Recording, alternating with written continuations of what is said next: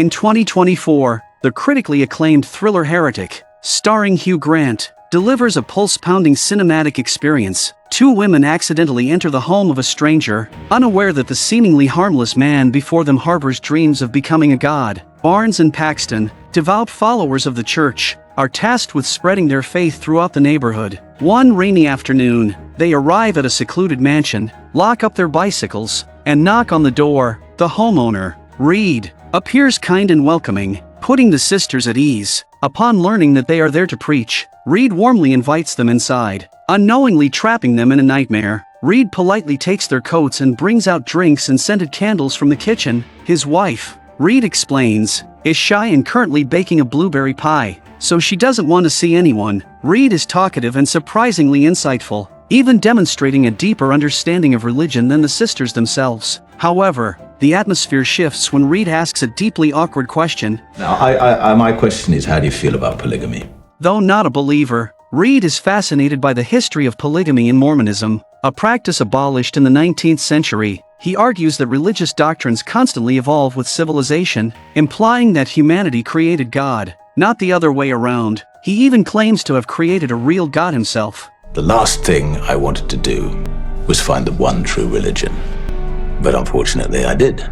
Barnes is left speechless. To break the tension, she asks to meet Reed's wife. Reed doesn't object and heads toward the kitchen to inform her. While he's away, Barnes curiously turns the scented candle on the table and is stunned. Printed on it is the image of a blueberry pie. Before they can process this, Reed returns, announcing that the pie is ready and inviting them to the dining room. Growing wary, Barnes pretends to receive a phone call from the bishop, asking Reed to excuse them for a moment. Once he leaves, they quietly make their way to the front door. Paxton tries the handle and confirms it's locked tight. Paxton attempts to call for help, but the storm outside disrupts the phone signal. Realizing they might be in grave danger, the sisters cautiously join Reed in the dining room, trying not to arouse suspicion. Everything appears normal. Desperate to leave, Barnes lies that an urgent matter at the church requires their immediate return. I won't keep you if you wish to leave. The sisters grab their coats, but as Barnes reaches into her pocket, she freezes. Her car keys are missing. Paxton checks her own pocket and, to her horror, discovers the keys have been placed in her coat instead. Reed must have searched their belongings and mistakenly switched pockets. The two sisters wanted to leave immediately, but Reed explained that the front door lock had been broken for some time. When he invited them inside, he didn't notice it had locked again, and now it wouldn't open. The weather outside was terrible, and a locksmith couldn't come until at least the next day. If you're in a hurry to leave, you can use the back door, Reed said, but looking at the two doors painted in different colors, the sisters realized that Reed had no intention of leading them anywhere. An awkward silence followed, and then Reed suddenly stated, "I mean no harm, so there was no need to pretend you got a phone call to excuse yourselves from the living room earlier." The sisters tried to explain themselves. But when you came inside, I asked if you were okay with the metal in the walls and ceilings. What do you mean? I mean that the metal obstructs cell phone signals, so I do know you didn't take a call. But at that moment, they finally realized they were completely at his mercy. Reed, however, remained calm and motioned for the sisters to sit down. Just then, the sisters assumed Reed was about to do something terrible to them. Instead, he walked to the two doors and wrote "Believe" on one and "Don't believe" on the other. He turned back to them and asked, "If you believe in God, if humanity is truly his children, why must we constantly pray and praise him to receive his help? And if he so despises suicide, why would he create us with the ability to complicate things for ourselves? But if you don't believe in him," Reed continued, "and we all turn to nothingness after death, what is the point of life?" To him, the Bibles on the table were no different from various versions of Monopoly human creations that had been refined and updated over time. Barnes cautiously picked up one of the Bibles.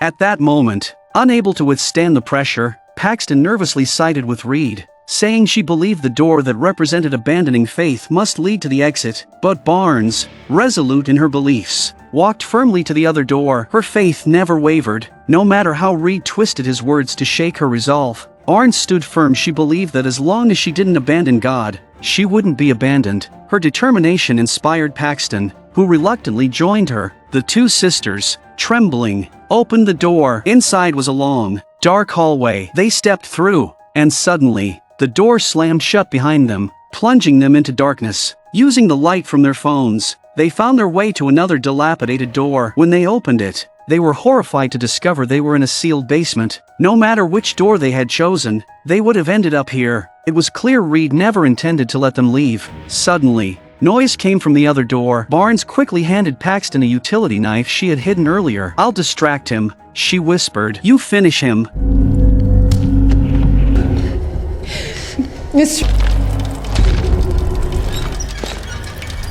A frail woman appeared, staggering toward them with a blueberry pie, as if she intended to keep them as prisoners. The woman then crouched in a bizarre posture in the corner, hands folded behind her back. Barnes crept toward her. Peering through the crack of the door the woman had entered from, she saw Reed, completely focused on sculpting dolls that looked just like the two sisters. Barnes knelt down and noticed a box of matches scattered on the carpet. Suddenly, Reed's voice echoed through the basement intercom. He announced that the strange woman was the world's only true prophet, and a miracle would soon unfold that would shatter their faith. The woman shakily rose to her feet, came to the table, and ate the poisoned blueberry pie before them.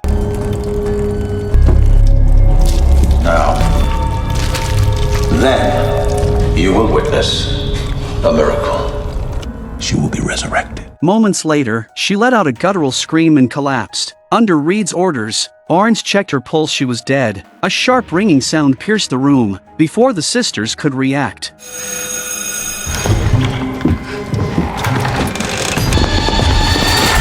Reed briefly left. Seizing the moment, the sisters dragged the carpet toward the door crack, but the matchbox was too large to fit through. Barnes dumped the matches out, but Reed's footsteps were quickly approaching. Just then, the doorbell rang. It was the local church's bishop, searching for the sisters. The sisters quickly grabbed the carpet and matches and retreated to the basement. Paxton noticed something chilling. The dead woman's head seemed to have moved. Meanwhile, Reed easily dismissed the bishop with a few words. Barnes tried lighting a match, but the damp basement extinguished them one after another. Then Paxton froze in terror.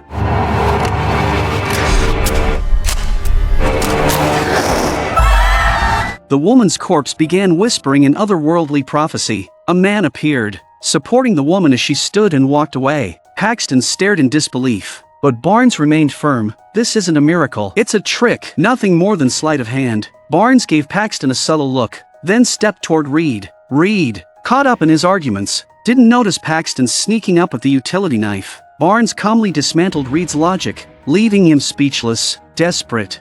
We're talking about magic underwear.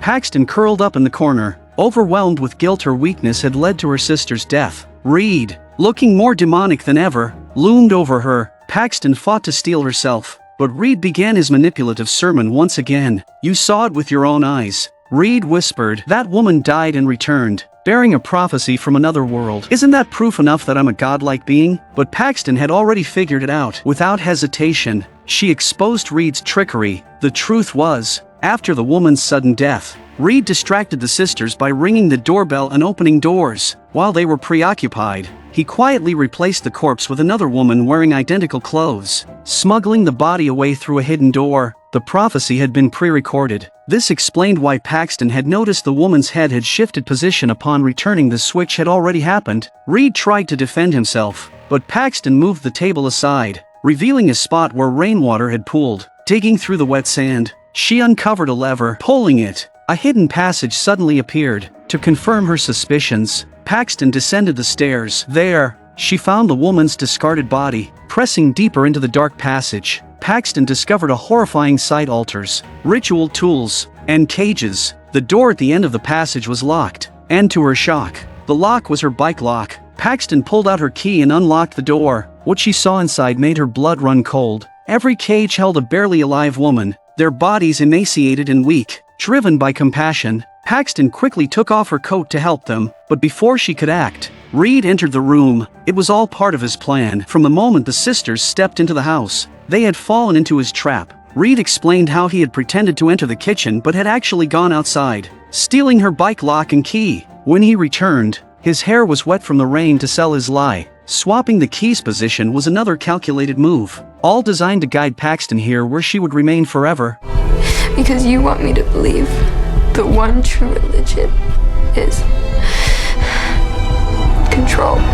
Reed admitted everything, then tried to manipulate Paxton once more. He claimed that everyone imprisoned here believed in him completely, even the woman who willingly ate the poisoned blueberry pie. If you can devote your life to God and let religion control every part of it, Reed reasoned, why not abandon that faith and choose to believe in me instead?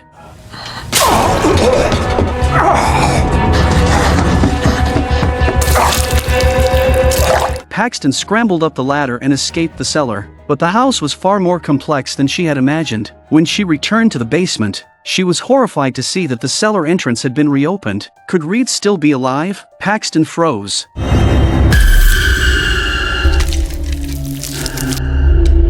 And in that moment of hesitation, Reed, weak and on the verge of death, dragged himself toward her with the last of his strength. Yet, even as he faced certain death, Reed showed no fear. His fervent prayers and unwavering faith shielded him from the terror of his impending end. Then, as if by a miracle, Barnes, who had lost so much blood, briefly regained consciousness. With the last flicker of life, she saved Paxton. Moments later, Barnes took her final breath. In the final moments, Paxton used the model of the house on the table to finally locate the exit and escape.